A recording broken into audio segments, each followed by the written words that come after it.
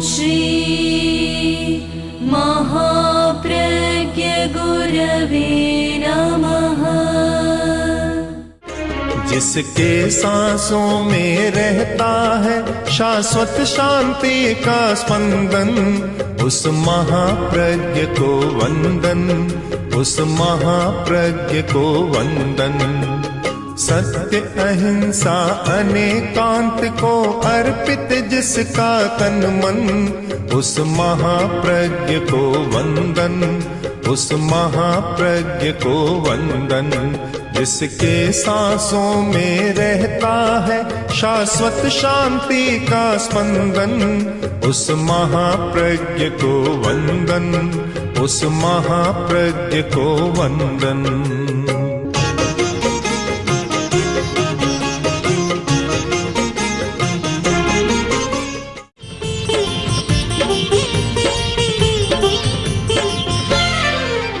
हमारे जीवन के दो पक्ष हैं,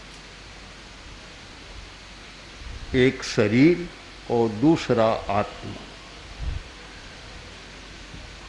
शरीर पौद्गलिक है, भौतिक है, और आत्मा चैतन्यमय है।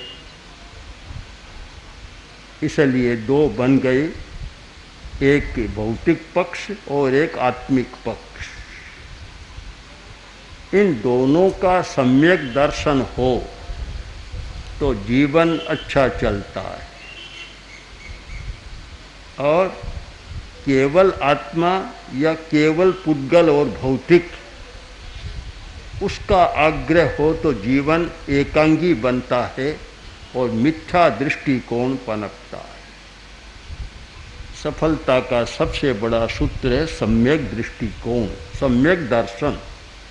सम्यक दर्शन है तो समस्या सुलझती है, और मिथ्या दृष्टिकोण है तो समस्या और उलझ जाती है। हमारा सबसे पहला प्रयत्न होना चाहिए सम्यक दर्शन। हमारी दृष्टि साफ कैसे रहे, ये बहुत आवश्यक है। व्यवहार में भी आंख साफ नहीं है तो सत्य उपलब्ध नहीं होता। तो जिसकी भीतर की आंख जागृत नहीं है उसको तो सत्य उपलब्ध हो ही नहीं सकता। आंख का रोगी डॉक्टर के पास गया, डॉक्टर ने कुर्सी पर बिठा दिया और कहा, देखो सामने अक्षर देखो, अक्षर पढ़ो। बोला कहाँ है? कि पट्ट पर। कि पट्ट कहाँ है? कि टेबल पर। कि टेबल कहाँ है? कि भीत के पास। कि भीत कहाँ है? डॉक्टर ने कहा चले जाओ, तुम्हारा कोई इलाज नहीं। जिसको अक्षर भी दिखाई नहीं देता, पट्ट भी दिखाई नहीं देता, भीत भी दिखाई नहीं देती, उसका फिर इलाज कैसे होगा? तो जिस व्यक्ति को सच्चाई दिखाई नहीं देती वह कोई सुखी जीवन नहीं जी सकता, अच्छा जीवन नहीं जी सकता। सबसे बड़ी बात है कि हमारा दर्शन सम्यक हो, आँख साफ हो, हम देख सकें। ये दो आँखें तो चर्म चक्षु हैं, ये तो हमारी है। इन आँखों से नहीं, एक और नेत्र होता है हमारा भीतर का नेत्र, उससे हम सच्चाई को देख सकते हैं। और जो आदमी उस भीतर की आँख से सच्चाई को देखता है वह कभी दुखी नहीं बनता। दुनिया में प्रतिकूल परिस्थितियाँ भी आती है, अनुकूल आती है। कोई भी व्यक्ति सदा एक रूप नहीं रहता। मैंने अनेक लोगों को देखा, बड़े बड़े लोगों को देखा, ऐसे लोगों को देखा जो बड़े बड़े उद्योगपति, बड़े धनी थे, और कभी कहते कि अच्छा है, और ऐसी स्थिति में उनको रोते रोते भी देखा है। परिस्थितियाँ ऐसी आती है, कभी बेटे का दुख, कभी कुछ, कभी बंटवारे का, कभी भाइयों का। आचार्य तुलसी कलकत्ता में थे, बहुत पुरानी बात है, विक्रम संवत 16 की बात है। एक महिला आई दर्शन करने, और महिला उस समय के हिंदुस्तान के 2-4 बड़े उद्योगपति घराने की महिला थी। आकर बोली, महाराज मैं दुखी बहुत हूँ, मुझे कुछ उपाय बताओ शांति का। हमने आश्चर्य के साथ कहा कि लोग तो तुम्हारे जैसा होने के लिए तरसते हैं। कभी इतने बड़े घराने की, जो इतना बड़ा औद्योगिक परिवार, औद्योगिक घराना, और जिसके पास अरबों अरबों की संपत्ति, और वह कहती है मैं बहुत दुखी हूँ। तो गुरुदेव ने कहा आपको दुख किस बात का है? तो मेरा दुख इस बात का है कि पति तो चले गए और बेटे कारखानों को लेकर झगड़ा कर रहे हैं, इसलिए मैं बहुत दुखी आदमी। तो ये तो चलता है सब। जहाँ सम्यक दर्शन नहीं होता वहाँ लड़ाई झगड़ा कलह कदाग्रह ये तो सब लगे ही रहते हैं। यदि सम्यक दर्शन हो जाए, हर परिस्थिति में आदमी शांति के साथ जी सकता है और रह सकता है। आंख साफ हो जाए। एक भिखारी भीख मांग रहा था, छोटी अवस्था थी, कोई 25-30 वर्ष का ही था, ज़्यादा बड़ा नहीं था, अंधा था। एक आदमी आया और रुपया मांगा, उसने दे दिया। फिर वह बोला कि अभी तुम युवा हो, अवस्था ज़्यादा नहीं है और भीख ही मांग रहे हो, तो बहुत लोग आते हैं, किसी के पास आंख क्यों नहीं मांग लेते? अब भिखारी ने जो उत्तर दिया इतना मार्मिक उत्तर है। वह बोला बाबूजी, लोगों की जेब में पैसा तो है, मांगता हूँ दे देते, पर आंख है किसके पास जिसे मैं मांगू? कितनी एक गंभीर बात उसने कह दी। आंख का होना बड़ा मुश्किल है, आंख मिलना बड़ा कठिन काम है। कि दृष्टिकोण, और जिस व्यक्ति का दृष्टिकोण सही है एकदम ठीक होता है। थोड़ा दृष्टिकोण बदला और सब ठीक होता है। एक बार हम लोग दिल्ली में थे, जनता पार्टी का शासन था, मोरारजी भाई प्रधानमंत्री थे, पूज्य गुरुदेव वहाँ अध्यात्म साधना केंद्र में विराज रहे थे। हमें सूचना मिली कि इंदिरा जी आ रही, आना चाहती। इंदिरा जी आई, साथ में कुछ लोग थे। उन्होंने कहा कि अभी इंदिरा जी बहुत तनाव में, क्योंकि शासन दूसरा चल रहा था, कुछ समस्याएं चल रही थी, कि बहुत तनाव में। थोड़ी देर बात की, गुरुदेव ने कहा अभी आपकी स्थिति ऐसी है कि काफ़ी तनाव है, ऐसा कि बहुत तनाव है, तो आप एक काम करें, प्रयोग करके देखें, आधा घंटा प्रेक्षा ध्यान का प्रयोग कर लें और फिर आपको कैसा लगता है। ठीक है, गुरुदेव ने मुझे कहा इनको प्रयोग करा दो। हम भीतर एक कमरे में चले गए और मैंने आधा घंटा प्रयोग कराया और सारी बात समझाई। कभी तनाव कोई ज़रूरी नहीं है, परिस्थिति आ सकती है, पर परिस्थिति के बाद तनाव आना जरूरी नहीं है। परिस्थिति आना तो प्राकृतिक है, प्रकृति का स्वभाव है, इस दुनिया का नियम है, किंतु तनाव लाना, दुखी होना, यह कोई नियम नहीं है, यह तो हमारे दृष्टिकोण पर निर्भर है। प्रयोग कराया, आधा घंटा के बाद फिर बाहर आई गुरुदेव के पास, आकर बोली कि मेरा तनाव सारा समाप्त हो गया। मैं आज बहुत प्रसन्न हो गई। और इसका उनकी लेखिका पपुलकर ने बहुत विस्तार से अपनी उनकी जीवनी में लिखा है सारा ये वाला। तो आप भी निश्चय करें, परिस्थितियां तो आएगी, इस दुनिया में कोई भी जन्म लेगा वह परिस्थिति से मुक्त नहीं रह सकता, यह नियम है, मानकर चले। कभी बचपन में, कभी यौवन में, कभी बूढ़ापे में, कभी अनुकूल परिस्थिति, कभी प्रतिकूल परिस्थिति, ये सारी स्थितियां तो आएगी और उन्हें रोका भी नहीं जा सकता। अगर परिस्थिति के साथ आदमी चले तो आदमी भी कठपुतली बन जाएगा। फिर तो कठपुतली में आदमी में अंतर क्या है? कठपुतली को जैसे नचाया जाता है वैसे नाचती है। हमने बचपन में एक संकल्प किया था कि मैं किसी के हाथ की कठपुतली नहीं बनूंगा, और उस संकल्प ने साधना के बहुत द्वार खोल दिए। किसी ने कोई प्रशंसा कर दी, राजी हो गया,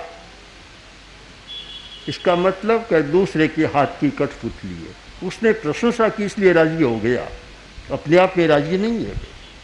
और किसी ने निंदा कर दी, वह नाराज हो गया, इसका मतलब वह भी कठपुतली है। राजी होना भी अपना स्वतंत्र कर्तृत्व नहीं है, और नाराज भी अपने कर्तृत्व से नहीं हुआ, दूसरे के कारण हो रहा है। इसका अर्थ कि आदमी स्वतंत्र नहीं है, दूसरों के हाथ की कठपुतली है, जैसे नचाओ वैसे नाचता रहेगा। यह कोई जीवन अच्छा जीवन नहीं होता। धूप तेज होती है, रेत गर्म हो जाती है, धूल गर्म हो जाती है। ठंडी हवा चलती है तो रेत ठंडी, सर्दी में ठंडी हो जाती है। अपना अस्तित्व नहीं है धूल का, न तो वह ठंड और न गर्म, कभी ठंडी होती है कभी गर्म हो जाती है। ऐसे ही आदमी भी कभी ठंडा होता है कभी गर्म होता है। थोड़ा अनुकूल वातावरण मिलता है तो अहंकार में फूल जाता है, समाता ही नहीं है, और थोड़ा प्रतिकूल आया हीन भावना में चला जाता है। ये दो वृत्तियाँ हमेशा मनुष्य को सताती रहती है, एक हीनता की मनोवृत्ति, एक अहंकार की मनोवृत्ति। अहंकार की मनोवृत्ति, मनोविज्ञान में इन दोनों वृत्तियों पर बहुत लिखा गया है, बहुत सोचा गया है मनोवैज्ञानिक दृष्टि से, कि आदमी में इन्फीरियोरिटी कॉम्प्लेक्स होती है, और वह थोड़ी सी प्रतिकूल बात आई हीनता में चला जाएगा, मैं तो कुछ भी नहीं हूँ बस। और थोड़ा सा अनुकूल वातावरण मिला और इतना अहंकार में चला जाता है कि कुछ दिखाई भी नहीं देता। ये सब क्यों होता है, इसका कारण क्या है? इसका कारण है मोह। एक मोह है, मोह के कारण मोह सबको नचा रहा, वह भीतर में है, किसी को पता नहीं लगता। बाहर में तो कोई थोड़ा सा कष्ट दे तो आदमी उस पर न्यायालय में चला जाता है, मुकदमा दायर कर देता है, पर भीतर में बैठा हुआ नचा रहा है, इसका तो कुछ नहीं होता। मोह, और मोह विचित्र मनस्थिति पैदा करता है। हमारी मन की स्थितियां बदलती रहती है, उसका कारण है मोह, यानी हमारी चेतना विकृत बन जाती है। जैसे नशे में आदमी ठीक सोच नहीं सकता, ठीक सोच नहीं सकता। एक भाई ने घटना सुनाई कि हिंदुस्तान का एक बड़ा उद्योगपति, वह मरणासन्न स्थिति में था, बेटा नहीं था, दत्तक ही पुत्र संभवतः था। तो उसका एक मित्र आया, देखा कि ये तो एकदम ऐसी स्थिति में है कि भींत से सिर टकरा रहा है, मरने की स्थिति में है, शुद्ध बुद्ध भी नहीं है। तब उस लड़के को फ़ोन किया कि तुम्हारे पिता की यह स्थिति है, तुम आ जाओ। पर वह तो मोह में ग्रस्त था। उसने कहा, यह बात तो रोज़ सुनता हूँ कि पिताजी जा रहे हैं, जाते तो है नहीं, रोज़ सुन रहा हूँ मैं तो। सच बताओ कि जा रहे हैं तो मैं आऊँ, नहीं तो मुझे क्लब में अभी काम करना, क्लब में रहना। ये कोई कहानी नहीं है, ये प्रत्यक्ष की घटना है। ये सारा क्यों होता है? कि मोह के कारण अब नशे की आदत हो गई, नशा पीता है, शराब पीता है, नशा करता है, जानता है तो भी करता है। यह प्रश्न तो बहुत बार आता है कि हम जानते हैं अच्छा नहीं, फिर भी वह काम करते। हर आदमी में यह होता है कि मैं जानता हूँ ये अच्छा नहीं है, यह खाना डॉक्टर की मनाही है, नहीं खाना चाहिए, फिर भी मैं खाता हूँ। ये काम नहीं करना चाहिए फिर भी मैं करता हूँ, जानता हूँ बुरा है फिर भी करता हूँ। अब क्यों करता है? कोई भीतर बैठा है नचाने वाला करा रहा है, और वह है मोह। अगर हम मोह को पकड़ सकें तो हमारा दृष्टिकोण भी सम्यक हो सकता है और हमारा चरित्र भी सम्यक हो सकता है। मैंने अनेक बार कुछ जो राजनेता हैं उनसे कहा कि आपके विधानसभा में और पार्लियामेंट में कोई सदस्य आए, उससे कम से कम 3-4 सप्ताह का एक प्रशिक्षण मिलना चाहिए, जिससे मोह कम हो जाए थोड़ा, तो सही काम कर सकेंगे। फिर न तो पैसा इकट्ठा करने की बात होगी, न कोई घोटाले की बात होगी, न गबन की बात होगी। ये सारे क्यों होते हैं? सब जानते हैं कि अच्छा नहीं है, बुरा काम है, पर सब चल रहा है। बाजार में भी गड़बड़ियाँ चल रही है, मिलावट भी होती है, झूठा तोलमाप भी होता है और धोखाधड़ी भी बहुत होती है। सब कुछ चलता है, आज से नहीं, चलता ही आ रहा है, कोई नई बात नहीं है, चलता आ रहा है सदा।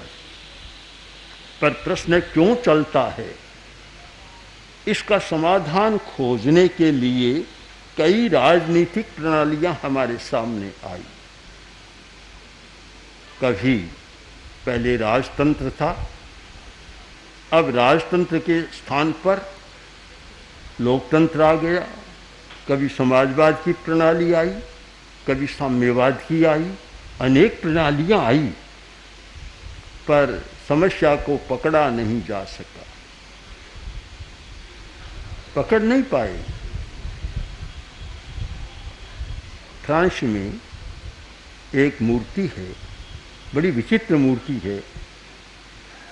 तो प्राय ये होता है कि आदमी वृद्ध होता है तो आगे के केस साफ हो जाते हैं, पीछे के केस रहते हैं, लगभग यही होता है। पर उस मूर्ति में है आगे तो केस है, पीछे साफ है। तो पूछा ऐसा क्यों? तो उत्तर मिला कि इसलिए है कि एक क्षण है, तुम चलते हुए आगे से पकड़ सको तो पकड़ लो, और आगे चले गए पीछे से नहीं पकड़ा जा सकता।